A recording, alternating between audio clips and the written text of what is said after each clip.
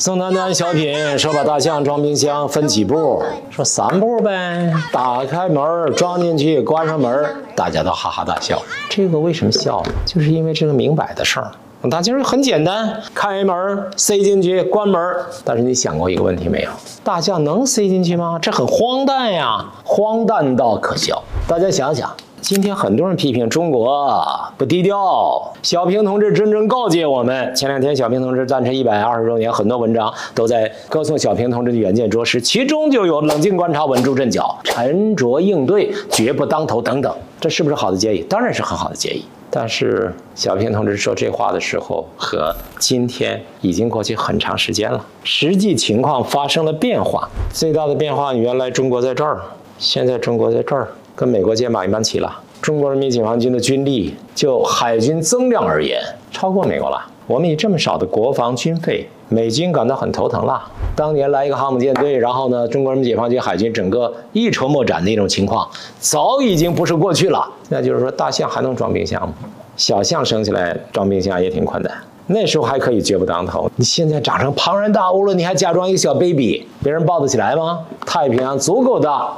容得下中美2国人，美国人认为1万公里之外照样我的格式化你能够接受美国的格式化吗？格式化你不是说叫你民主自由人权，格式化你要把你变成墨西哥，干不干？把你变成菲律宾，你干不干？取消你的独立的主权、外交主权、军事主权、国家主权，叫你变成日本那样，你干不干？很多人说那是因为我们没有优秀的外交官，我们如果有一个基辛格，美国也来个基辛格，中国然后呢外交具体的方式解决不了中美之间的结构性的矛盾。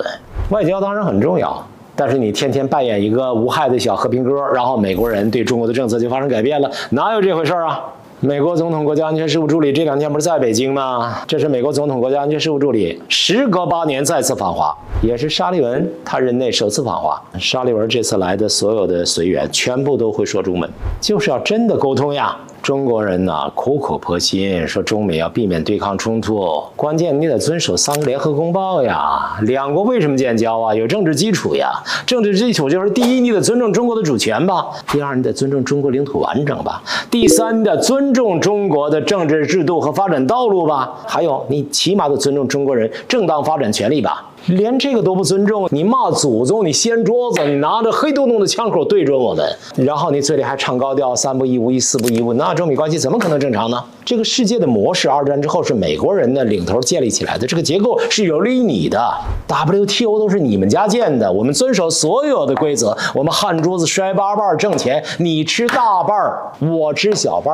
我前2天在广东听了一笑话，广东有一个地方领导姓李，见到北京的大官来了，然后呢他很紧张，广东人呢会要说普通话，西瓜切下来大瓣小瓣，然后拿一个大瓣说你切大便了，然后呢我切小便了。广东人就觉得很好笑，我不知道这学的像不像，但是在饭桌上说这事儿，有人就能笑喷了。现在在中美关系的问题上，你美国人如果真要钱，你吃大便，我吃小便呢，我喝一点汤都可以。但是我们中国人发现，自从奥巴马后半期到后来的特朗普，再到后来的拜登，你这不是要钱呐，你这是要命，你索命来了，那怎么办？你损害中华民族根本利益、长远利益、发展利益。那我们只有起来斗，你说怎么办？所以王毅就非常严肃地跟沙利文说，台湾属于中国，中国必将统一，台独是台海和平稳定最大风险，美国必须注意这一条。美国你应当把不支持台独的承诺，你说了多少遍了？你得落到实处啊！你得恪守一个中国原则，恪守中美3个联合公报，停止武装台湾。王毅跟他讲得非常清楚，王毅这次还专门讲了，你得支持中国和平统一，在安全的问题上。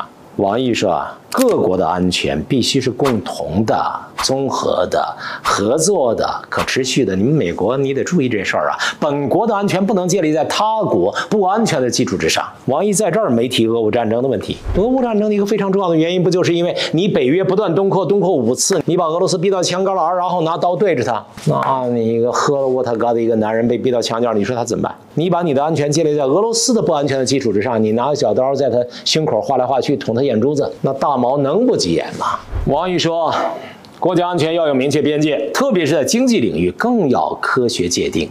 美国方面应该停止在经贸和科技领域打压中国，停止损害中方正当利益。虽然中国的前外交部长秦刚因为众所周知的原因，他不干这差事了，但是他说的一句话，我觉得还是蛮对的。他说，中美之间呀，必须学会正确的相处之道，这个世界否则就不会太平。感谢各位收看，我是中国公民北京市民、北京市通城区居民司马南自己。